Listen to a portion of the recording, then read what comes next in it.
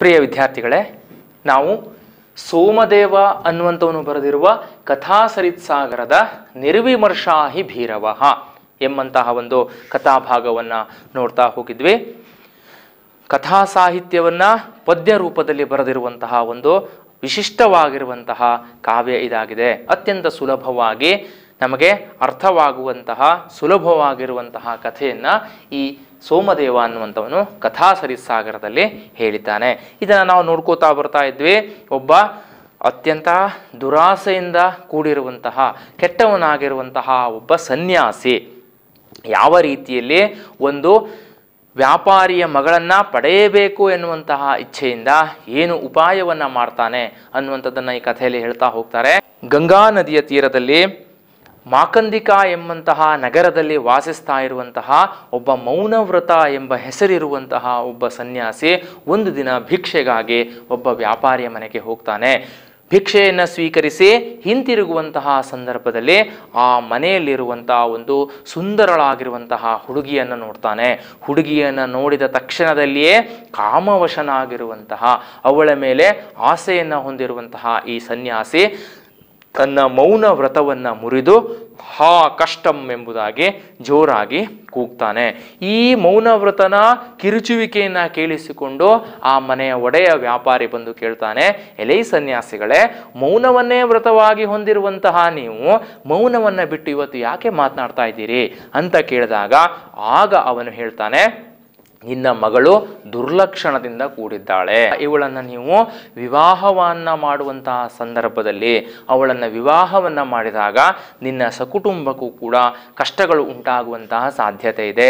ನೀನು ನನ್ನ ಭಕ್ತನಾಗಿರೋದ್ರಿಂದ ನಿನಗೆ ಈ ಕಷ್ಟ ಬರಬಾರದು ಎನ್ನುವಂತಹ ಕಾರಣದಿಂದ ನಾನು ಮೌನ ವ್ರತವನ್ನು ಮುರಿದು ಮಾತನಾಡ್ತಾ ಇದ್ದೀನಿ ಅಂತ ಹೇಳಿ ಅದಕ್ಕೆ ಪರಿಹಾರವನ್ನು ಕೂಡ ಹೇಳ್ತಾನೆ. ನಿನ್ನ ಕುಟುಂಬಕ್ಕೆ ಕಷ್ಟ ಬರಬಾರದು ಅಂತಂದರೆ ನೀನು ಇಂದೇ ರಾತ್ರಿ ಅವಳನ್ನು ಒಂದು ಪೆಟ್ಟಿಗೆಯಲ್ಲ ಮಲಗಿಸಿ ಅದರ ಮೇಲೆ ಆ ಪೆಟ್ಟಿಗೆ ಬಾಗಿಲನ್ನು ಮುಚ್ಚಿ ಅದರ ಮೇಲೆ ಒಂದು ದೀಪವನ್ನು ಇಟ್ಟು ಗಂಗಾ ನದಿಯಲ್ಲಿ ತೇಲಿ ಬಿಡಬೇಕು ಅಂತ ಆ ಸನ್ಯಾಸಿ ವ್ಯಾಪಾರಿಗೆ ಉಪಾಯವನ್ನು ಕೂಡ ಹೇಳ್ತಾನೆ. ಈ ವ್ಯಾಪಾರಿಯು ಕೂಡ ಭಯದಿಂದ ಇರುವಂಥವನಾಗಿರೋದ್ರಿಂದ ಭಯ ಹೊಂದಿರುವವನಾಗಿರೋದ್ರಿಂದ ಅದೇ ದಿನ ರಾತ್ರಿ ಏನು ಪ್ರವ್ರಾಜಕ ಸನ್ಯಾಸಿ ಹೇಳ್ತಾನೋ ಅದರಂತೆಯೇ ನಡ್ಕೋತಾನೆ.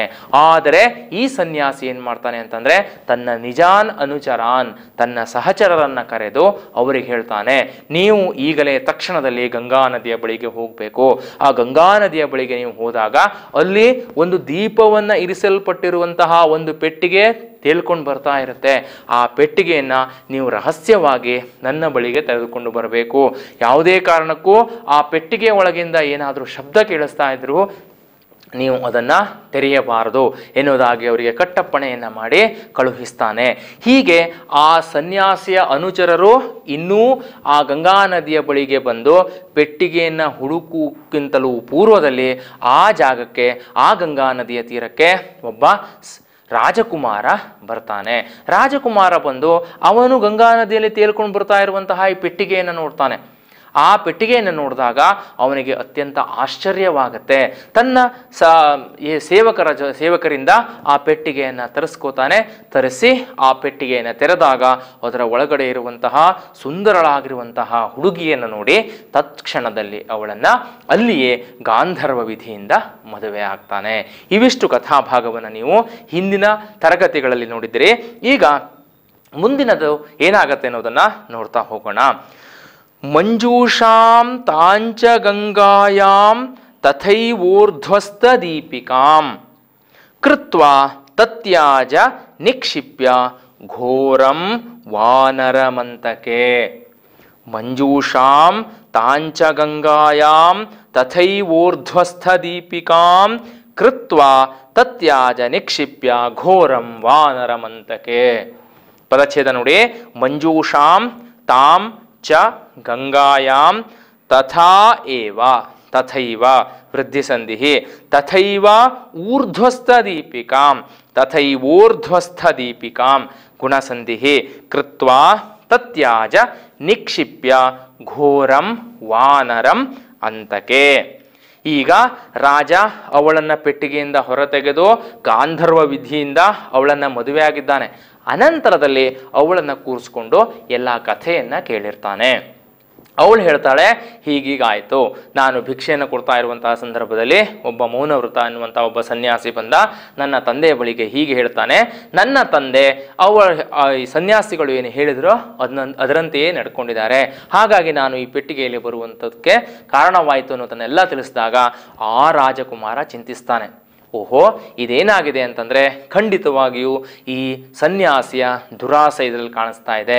ಹಾಗಾಗಿ ಅವನಿಗೆ ತಕ್ಕ ಶಿಕ್ಷೆಯೇ ಆಗಬೇಕು ಎನ್ನುವಂತಹ ಕಾರಣದಿಂದ ಅವನು ಏನು ಮಾಡ್ತಾನಂತೆ, ತಥೈವ ಊರ್ಧ್ವಸ್ಥ ದೀಪಿಕಾಂ ತಾಂ ಮಂಜೂಷಾಂ ಕೃತ್ವಾ ಅಂತರೇ ಘೋರಂ ವಾನರಂ ನಿಕ್ಷಿಪ್ಯ ಚ ಗಂಗಾಯಾಂ ತತ್ಯಾಜ.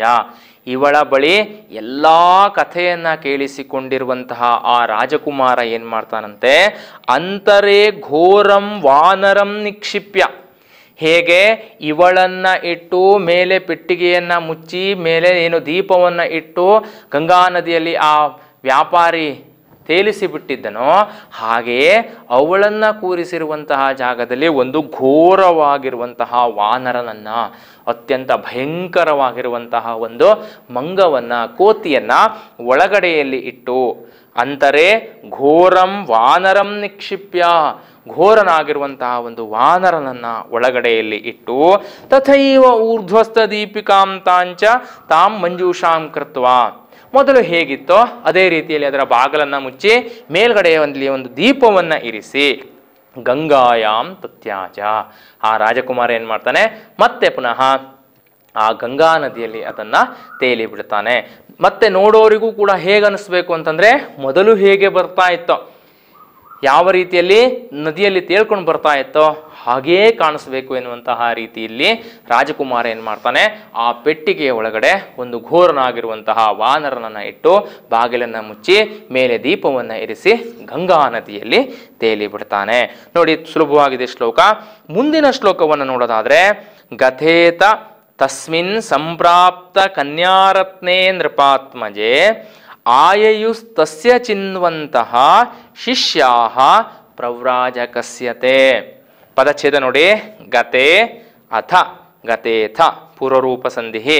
ತಸ್ಮಿನ್ ಸಂಪ್ರಾಪ್ತ ಕನ್ಯಾರತ್ನೆ ನೃಪಾತ್ಮಜೆ ಆಯಯುಹು ತಸ್ಯ ಆಯಯುಸ್ತಸ್ಯ ವಿಸರ್ಗ ಸಂಧಿ ಚಿನ್ವಂತಹ ಶಿಷ್ಯಾಹ ಪ್ರವ್ರಾಜಕಸ್ಯ te ಶಿಷ್ಯಾಹ ಪ್ರವ್ರಾಜಕಸ್ಯ te ಅಥ ಸಂಪ್ರಾಪ್ತ ಕನ್ಯಾರತ್ನೇ ನೃಪಾತ್ಮಜೆ ತಸ್ಮಿನ್ ಗತೆ.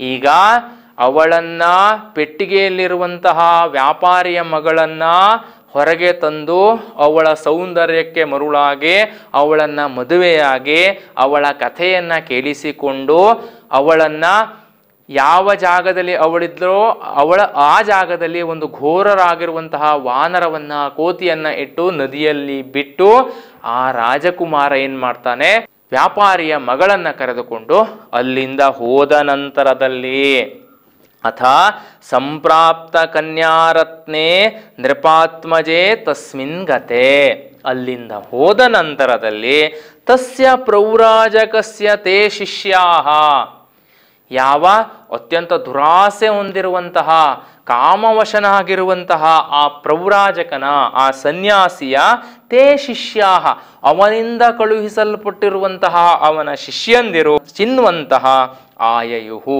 ಚಿನ್ವಂತಹ ಅಂತಂದ್ರೆ ಹುಡುಕುತ್ತಾ, ಯಾವ ರೀತಿಯಾಗಿರುವಂತಹ ಪೆಟ್ಟಿಗೆ ಹರ್ಕೊಂಡು ಬರ್ತಾ ಇದೆ ಅನ್ನೋದನ್ನ ಆ ಕಡೆ ಈ ಕಡೆಯಲ್ಲಿ ಹುಡುಕುತ್ತಾ ಅವ್ರು ಏನ್ ಮಾಡ್ತಾರೆ, ಅಲ್ಲಿಗೆ ಬರ್ತಾರೆ. ಅಂದ್ರೆ ಈ ರಾಜಕುಮಾರ ಅಲ್ಲಿಂದ ಹೋದ ನಂತರದಲ್ಲಿ ಆ ವ್ಯಾಪಾರಿಯ ಮಗಳನ್ನ ಕರೆದುಕೊಂಡು ಅಲ್ಲಿಂದ ಹೋದ ನಂತರದಲ್ಲಿ ಈ ಸನ್ಯಾಸಿಯ ಅನುಚರರು ಆ ಜಾಗಕ್ಕೆ ಗಂಗಾ ನದಿಯ ಪ್ರದೇಶಕ್ಕೆ ಏನ್ ಮಾಡ್ತಾರೆ, ಬರ್ತಾರೆ.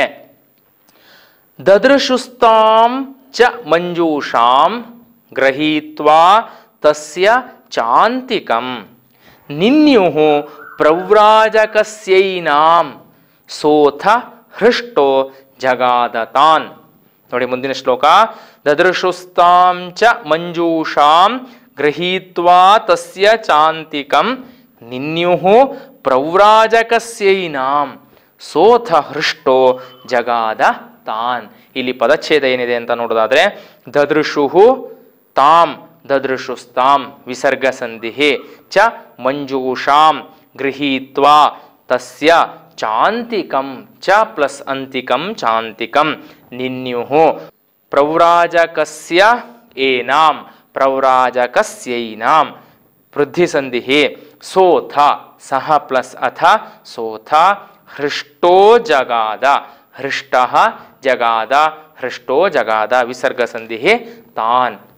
ನೋಡಿ ಇಲ್ಲಿ ಅನ್ವಯ ಹೇಗಿದೆ ಅಂತ ನೋಡೋದಾದ್ರೆ ತಾಂ ಮಂಜೂಷಾಂ ದದೃಶುಹು ತಾಂ ಮಂಜೂಷಾಂ ದದೃಶುಹು ಏನಾಂಚ ಗೃಹೀತ್ವಾ ತಸ್ಯ ಪ್ರವ್ರಾಜಕಸ್ಯ ಅಂತಿಕಂ ನಿನ್ಯುಹು ಅಥ ಚ ಹೃಷ್ಟಃ ಸಹ ತಾನ್ ಜಗಾದ. ಇವನು ಹೋದ ನಂತರ ರಾಜಕುಮಾರ ಹೋದ ನಂತರದಲ್ಲಿ ಅಲ್ಲಿಗೆ ಬಂದಿರುವಂತಹ ಸನ್ಯಾಸಿಯ ಅನುಚರರು ಈ ರಾಜಕುಮಾರನಿಂದ ಬಿಡಲ್ಪಟ್ಟಿರುವಂತಹ ಪೆಟ್ಟಿಗೆಯನ್ನ ನೋಡ್ತಾರೆ.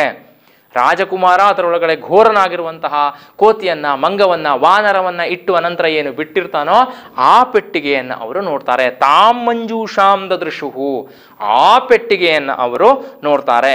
ಅವ್ರೇನ್ ಅನ್ಕೊಂಡಿರ್ತಾರೆ ಅಂತಂದ್ರೆ ನಮಗೆ ಪ್ರವ್ರಾಜಕ ಹೇಳಿರುವಂತಹ ಪೆಟ್ಟಿಗೆ ಇದೆ, ಪ್ರವ್ರಾಜಕ ಇದೇ ಪೆಟ್ಟಿಗೆಯನ್ನು ನಮಗೆ ತೆಗೆದುಕೊಂಡು ಬನ್ನಿ ಅಂತ ಹೇಳಿದ್ದಾನೆ ಅಂತ ಅವರು ತಿಳ್ಕೋತಾರೆ. ಅವ್ರೇನ್ ಮಾಡ್ತಾರೆ ಏನಾಂಚ ಗೃಹೀತ್ವ ಅದೇ ಪೆಟ್ಟಿಗೆಯನ್ನ ತೆಗೆದುಕೊಂಡು ಏನಾಂಚ ಗೃಹೀತ್ವ ತಸ್ಯ ಪ್ರವ್ರಾಜಕಸ್ಯ ಅಂತಿಕಂ ನಿನ್ಯುಹು ಯಾರು ತನ್ನ ಗುರು ಇದಾನೋ ಆ ಪ್ರವ್ರಾಜಕನ ಸನ್ಯಾಸಿಯ ಬಳಿಗೆ ಆ ಪೆಟ್ಟಿಗೆಯನ್ನ ತೆಗೆದುಕೊಂಡು ಬರ್ತಾರೆ. ಪೆಟ್ಟಿಗೆಯನ್ನ ಪ್ರವ್ರಾಜಕನ ಬಳಿಗೆ ಅದನ್ನ ಕೊಂಡೊಯ್ತಾರೆ. ಅಥ ಚ ಹೃಷ್ಟಃ ಈಗ ತನ್ನ ಆಸೆ ಎನ್ನುವಂಥದ್ದು ಫಲಿಸ್ತು. ಈ ಸುಂದರಳಾಗಿರುವಂತಹ ಅವಳನ್ನು ಪಡೆಯಬೇಕು ಎನ್ನುವಂತಹ ಅತಿ ಆಸೆಯಿಂದ ಕಾಮವಶನಾಗಿರುವಂತಹ ಸನ್ಯಾಸಿ ಈ ಪೆಟ್ಟಿಗೆಯನ್ನು ನೋಡಿದ ತಕ್ಷಣದಲ್ಲಿ ಅಥ ಚ ಹೃಷ್ಟಃ ತುಂಬಾ ಸಂತೋಷ ಹೊಂದಿರುವಂತಹ ಅವನೇನ್ ಮಾಡ್ತಾನೆ ತಾನ್ ಜಗಾದ. ಈಗ ಮುಂದೆ ಅವನು ಏನ್ ಮಾಡಬೇಕು ಪೆಟ್ಟಿಗೆಯನ್ನು ತಂದ ನಂತರದಲ್ಲಿ ಏನ್ ಮಾಡಬೇಕು ಅನ್ನೋದನ್ನ ಮೊದಲೇ ವಿಚಾರ ಮಾಡ್ಕೊಂಡಿರ್ತಾನೆ ಅವನು. ಯಾರು ಈ ವ್ಯಾಪಾರಿ. ಹಾಗಾಗಿ ತನ್ನ ಬಳಿಗೆ ಪೆಟ್ಟಿಗೆಯನ್ನು ತಂದಿರುವಂತಹ ತನ್ನ ಅನುಚರರಿಗೆ ಈ ಮಾತನ್ನ ಅವನು ಹೇಳ್ತಾನೆ. ಏನ್ ಹೇಳ್ತಾನೆ ಅಂತಂದ್ರೆ ಅವನು ಏಕೋಹಂ ಸಾಧಯೇ ಮಂತ್ರ ಮಾದಾಯೈತಾ ಮಿಹೋಪರಿ ಅಧಸ್ತೂಷ್ಣೀಂಚ ಯುಷ್ಮಾಭಿಃ ಶಯಿತವ್ಯಮಿಮಾಂ ನಿಶಾಂ. ನೋಡಿ ಇನ್ನೊಮ್ಮೆ ಏಕೋಹಂ ಸಾಧಯೇ ಮಂತ್ರ ಮಾದಾಯೈತಾ ಮಿಹೋಪರಿ ಅಧಸ್ತೂಷ್ಣೀಂಚ ಯುಷ್ಮಾಭಿಃ ಶಯಿತವ್ಯಮಿಮಾಂ ನಿಶಾಂ. ಪದಚ್ಛೇದ ನೋಡೋದಾದ್ರೆ ಏಕಃ ಪ್ಲಸ್ ಅಹಂ ಏಕೋಹಂ ಸಾಧಯೇ ಮಂತ್ರಂ ಆದಾಯ ಏತಾಂ ಮಂತ್ರಮಾದಾಯೈತಾಂ ವೃದ್ಧಿ ಸಂಧಿ ಇಹ ಉಪರಿ ಇಹೋಪರಿ ಗುಣಸಂಧಿ ಅಧಸ್ತೂಷ್ಣೀಂ ಅಧಃ ಪ್ಲಸ್ ತೂಷ್ಣೀಂ ಅಧಸ್ತೂಷ್ಣೀಂ ಚ ಯುಷ್ಮಾಭಿಃ ಶಯಿತವ್ಯಂ ಇಮಾಂ ನಿಶಾಂ. ತನ್ನ ಬಳಿಗೆ ಪೆಟ್ಟಿಗೆಯನ್ನು ತಂದಿರುವಂತಹ ತನ್ನ ಅನುಚರರಿಗೆ ಈ ಪ್ರವ್ರಾಜಕ ಹೇಳ್ತಾನೆ ಅಹಂ ಏಕಃ ಏತಾಂ ಉಪರಿ ಆದಾಯ ಇಮಾಂ ನಿಶಾಂ ಮಂತ್ರಂ ಸಾಧಯೇ. ಅವನು ಹೇಳ್ತಾನೆ ನೋಡ್ರಪ್ಪ ನಾನೊಬ್ಬನೇ ಅಹಂ ಏಕಃ ನಾನೊಬ್ಬನೇ ಏನ್ ಮಾಡ್ತೀನಿ ಏತಾಂ ಉಪರಿ ಆದಾಯ ಈ ಪೆಟ್ಟಿಗೆಯನ್ನ ಮೇಲ್ಗಡೆಯಲ್ಲಿ ತೆಗೆದುಕೊಂಡು ಹೋಗಿ ಉಪರಿ ತಾನಿರುವಂತಹ ಅಟ್ಟದ ಮೇಲೆ ತೆಗೆದುಕೊಂಡು ಹೋಗಿ ಇಮಾಂ ಈ ಪೆಟ್ಟಿಗೆಯಲ್ಲಿ ನನಗೇನೋ ಒಂದು ಮಂತ್ರವನ್ನು ಸಾಧಿಸೋದಿದೆ. ಹಾಗಾಗಿ ಈ ರಾತ್ರಿಯೇ ಇದೇ ರಾತ್ರಿ ನಾನು ಆ ಮಂತ್ರದ ಸಾಧನೆಯನ್ನ ಮಾಡ್ತೀನಿ. ನೀವು ಯಾರೋ ಮೇಲ್ಗಡೆಯಲ್ಲಿ ಬರುವಂತಹ ಅವಶ್ಯಕತೆ ಇಲ್ಲ. ನಾನೊಬ್ಬನೇ ಮಾಡಬೇಕಾಗಿರುವಂತಹ ಕೆಲಸವಾಗಿರೋದ್ರಿಂದ ನಾನೊಬ್ಬನೇ ಈ ಪೆಟ್ಟಿಗೆಯನ್ನು ಮೇಲ್ಗಡೆ ತೆಗೆದುಕೊಂಡು ಹೋಗಿ ಅಲ್ಲಿ ಏನು ಮಂತ್ರದ ಸಾಧನೆಯನ್ನು ಮಾಡಬೇಕೋ ಅದನ್ನೇ ಮಾಡ್ತೀನಿ. ಆದರೆ ಯುಷ್ಮಾಭಿಃ ಚ ತೂಷ್ಣೀಂ ಇಹ ಅಧಃ ಶಯಿತವ್ಯಂ. ನೀವೇನ್ ಮಾಡಬೇಕು ಯಾವುದೇ ಕಾರಣಕ್ಕೂ ಮೇಲ್ಗಡೆಯಲ್ಲಿ ಬರಬಾರದು. ನೀವೇನ್ ಮಾಡಬೇಕು ತೂಷ್ಣೀಂ ಸುಮ್ಮನೆ ಶಬ್ದವನ್ನ ಮಾಡದೆ ಇಹ ಅಧಃ ಶಯಿತವ್ಯಂ ನಾನು ಮೇಲೆ ಅಟ್ಟದ ಮೇಲೆ ನಾನು ಮಂತ್ರದ ಸಾಧನೆಯನ್ನ ಮಾಡ್ತಾ ಇರ್ತೀನಿ. ನೀವೇನ್ ಮಾಡಬೇಕು ಕೆಳಗಡೆಯಲ್ಲಿ ಶಬ್ದವನ್ನ ಮಾಡದೇನೆ ಏನ್ ಮಾಡಬೇಕು, ಅಧಃ ಶಯಿತವ್ಯಂ, ನೀವು ಕೆಳಗಡೆಯಲ್ಲಿ ಮಲಗಬೇಕು ಅಂತ ಅವನೇನ್ ಮಾಡ್ತಾನೆ, ಸನ್ಯಾಸಿ ತನ್ನ ಅನುಚರರಿಗೆ ಹೇಳ್ತಾನೆ. ಮುಂದೆ ನೋಡಿ, ಇತ್ಯುಕ್ತ್ವಾ ತಾಂ ಚ ಮಂಜೂಷಾಮಾರೋಪ್ಯ ಮಠಿಕೋಪರಿ ಸಪರಿವ್ರಾಡ್ ವಿವೃತವಾನ್ ವಣಿ ಕನ್ಯಾಭಿಲಾಷುಕಃ. ವಿವೃತವಾನ್ ವಣಿ ಕನ್ಯಾಭಿಲಾಷುಕಃ. ಇಲ್ಲಿ ಪದಚ್ಛೇದ ಹೇಗಿದೆ ಅಂತ ನೋಡೋದಾದ್ರೆ, ಇತ್ಯುಕ್ತ್ವಾ, ಇತಿ ಪ್ಲಸ್ ಉಕ್ತ್ವಾ, ಇತ್ಯುಕ್ತ್ವಾ ತಾಂ ಸ ಮಂಜೂಷಾಮಾರೋಪ್ಯ, ಮಂಜೂಷಾಂ ಆರೋಪ್ಯ ಮಠಿಕೋಪರಿ, ಮಠಿಕಾ ಉಪರಿ ಸಹ ಪರಿವ್ರಾಟ್, ಸ ಪರಿವ್ರಾಟ್ ವಿವೃತವಾನ್ ವಣಿಕ್ ಕನ್ಯಾ ಅಭಿಲಾಷುಕಃ, ವಣಿಕ್ ಕನ್ಯಾ ಅಭಿಲಾಷುಕಃ, ವಣಿಕ್ ಕನ್ಯಾ ಅಭಿಲಾಷುಕಃ. ಇಲ್ಲಿ ಈಗ ಸಂದರ್ಭ ಹೇಗಿದೆ ಅಂತಂದ್ರೆ, ಅವನ ಅನುಚರರೆಲ್ಲರೂ ಕೂಡ ಕೆಳಗಡೆಯಲ್ಲಿ ಮಲ್ಕೊಂಡ್ಬಿಟ್ಟಿದ್ದಾರೆ. ಇವನು ಪೆಟ್ಟಿಗೆಯನ್ನ ಮಠಿಕೋಪರಿ, ತನ್ನ ಅಟ್ಟದ ಮೇಲೆ ತೆಗೆದುಕೊಂಡು ಹೋಗಿದ್ದಾನೆ. ನೋಡಿ ಅವನೇನ್ ಮಾಡ್ತಾನೆ, ಇತ್ಯುಕ್ತ್ವಾ, ಈ ತನ್ನ ಅನುಚರರಿಗೆ ಈ ಮಾತನ್ನ ಹೇಳಿ, ವಣಿಕನ್ಯಾಭಿಲಾಷುಕಃ, ವ್ಯಾಪಾರಿಯ ಮಗಳನ್ನ ಪಡೆಯಲೇಬೇಕು ಎಂಬಂತಹ ಆಸೆಯನ್ನ ಹೊಂದಿರುವಂತಹ ಆ ಸನ್ಯಾಸಿ ಏನ್ ಮಾಡ್ತಾನೆ, ಸಹ ಪರಿವ್ರಾಟ್, ಆ ಸನ್ಯಾಸಿ ಮಂಜೂಷಾಂ ಮಠಿಕೋಪರಿ ಆರೋಪ್ಯ, ಆ ಪೆಟ್ಟಿಗೆಯನ್ನ ತನ್ನ ಅಟ್ಟದ ಮೇಲೆ ತೆಗೆದುಕೊಂಡು ಹೋಗಿ, ಅವನು ಅಂದುಕೊಂಡಿದ್ದಾನೆ ಈ ಪೆಟ್ಟಿಗೆಯಲ್ಲಿ ಖಂಡಿತವಾಗಿಯೂ ಈ ವ್ಯಾಪಾರಿಯ ಮಗಳಿದ್ದಾಳೆ. ಅವನಿಗೆ ಈ ಮಧ್ಯದಲ್ಲಿ ಆಗಿರುವಂತಹ ಯಾವ ವಿಷಯವೂ ಕೂಡ ಗೊತ್ತಿಲ್ಲ.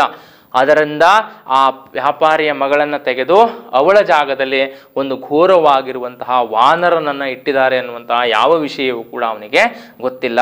ಹಾಗಾಗಿ ಇದರ ಒಳಗಡೆ ಇರುವಂತಹ ವ್ಯಾಪಾರಿಯ ಕನ್ಯೆಯನ್ನ ಪಡೆಯಲೇಬೇಕು ಎಂಬಂತಹ ಆಸೆಯನ್ನು ಹೊಂದಿರುವಂತಹ ಆ ಸನ್ಯಾಸಿ ಮಠಿಕೋಪರಿ ಆರೋಪ್ಯ ತಾಂ ವಿವೃತವಾನ್, ಆ ಪೆಟ್ಟಿಗೆಯನ್ನ ತೆಗೆದು ನೋಡ್ತಾನೆ, ಆ ಪೆಟ್ಟಿಗೆಯನ್ನ ತೆರೀತಾನೆ. ನೋಡಿ ಈಗ ಏನಾಗ್ತಾ ಇದೆ ಅನ್ನೋದನ್ನ ಮುಂದಿನ ಶ್ಲೋಕದಲ್ಲಿ ಹೇಳ್ತಾರೆ. ತತಶ್ಚ ತಸ್ಯಾ ನಿರ್ಗತ್ಯ ವಾನರೋ ಭೀಷಣಾಕೃತಿ ತಮಭ್ಯಧಾವತ್ ಸ್ವಕೃತೋ ಮೂರ್ತಿಮಾನಿವ ದುರ್ನಯಃ.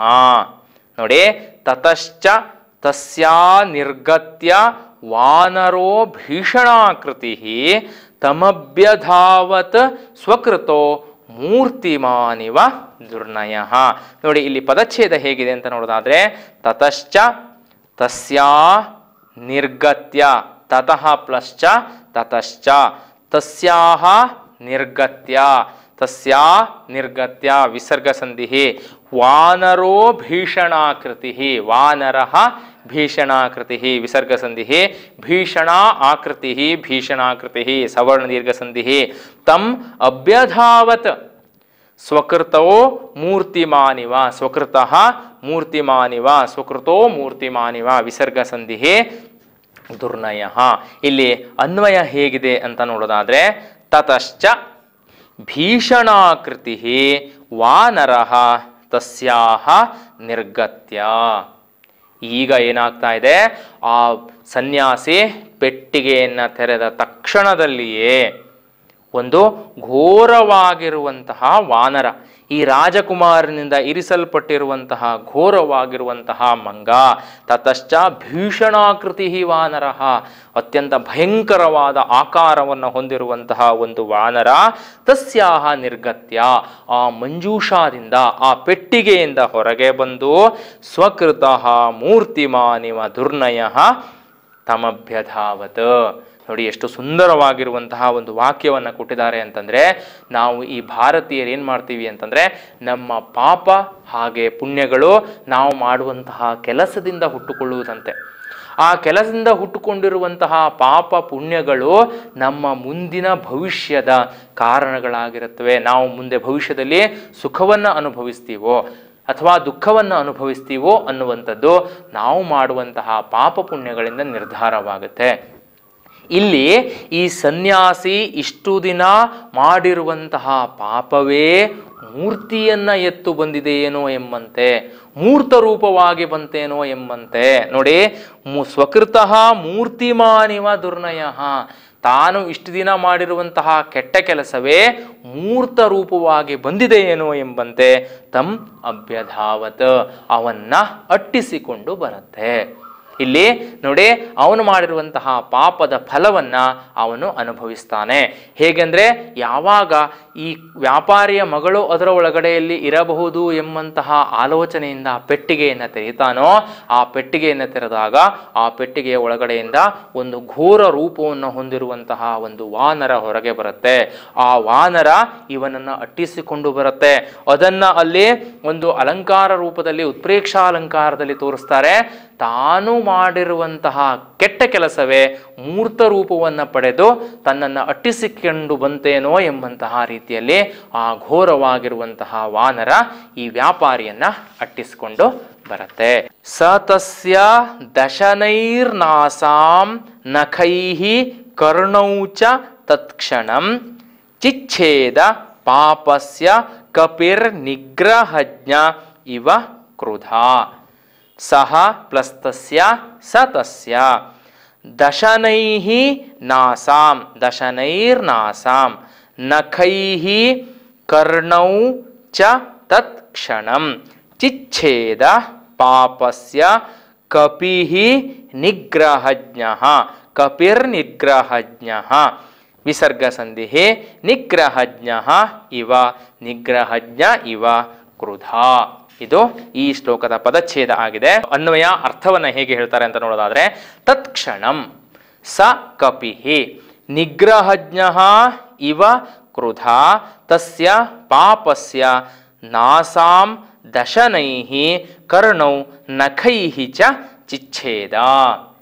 ಈಗ ಈ ಕಪಿಯನ್ನ, ಈ ವಾನರನನ್ನ, ಘೋರನಾಗಿರುವಂತಹ ವಾನರನನ್ನ ಈ ಮಾಡಿರುವಂತಹ ಪಾಪಕ್ಕೆ ಶಿಕ್ಷೆಯನ್ನು ಕೊಡುವಂತಹ ಒಬ್ಬ ನಿಗ್ರಹಜ್ಞನಿಗೆ, ಒಬ್ಬ ಅದರ ದಂಡಾಧಿಕಾರಿಗೆ ಅದನ್ನ ಹೋಲಿಸ್ತಾ ಇದ್ದಾರೆ. ಹೇಗೆ ದಂಡಾಧಿಕಾರಿಯಾಗಿರುವಂಥವನು ಮಾಡಿರುವಂತಹ ಪಾಪಕ್ಕೆ ಇಂತಹ ಶಿಕ್ಷೆ ಅನ್ನೋದನ್ನು ಹೇಗೆ ನಿಶ್ಚಯಿಸ್ತಾನೋ, ಅದೇ ರೀತಿಯಲ್ಲಿ ತತ್ಕ್ಷಣಂ ಆ ವಾನರ ಏನು ಮಾಡುತ್ತೆ, ಸಹ ಕಪಿಹಿ ನಿಗ್ರಹಜ್ಞ ಇವ ದಂಡಾಧಿಕಾರಿ ಏನೋ ಎಂಬಂತೆ ಇವ ಕ್ರುಧ ಅತ್ಯಂತ ಕೋಪದಿಂದ ಏನು ಮಾಡ್ತಾನೆ, ತಸ್ಯ ಪಾಪಸ್ಯ ಅವನು ಮಾಡಿರುವಂತಹ ಪಾಪಕ್ಕೆ ನಾಸಾಂ ದಶನೈಃ ಕರ್ಣೌ ನಖೈಃ ಚ ಚಿಚ್ಛೇದ ಆ ಸನ್ಯಾಸಿಯ ಮೂಗನ್ನ ದಶನೈಃ ತನ್ನ ಹಲ್ಲುಗಳಿಂದ ಕಚ್ಚುತ್ತೆ, ಕರ್ಣೌ ನಖೈಃ ಚ ಅವನ ಎರಡೂ ಕಿವಿಗಳನ್ನ ತನ್ನ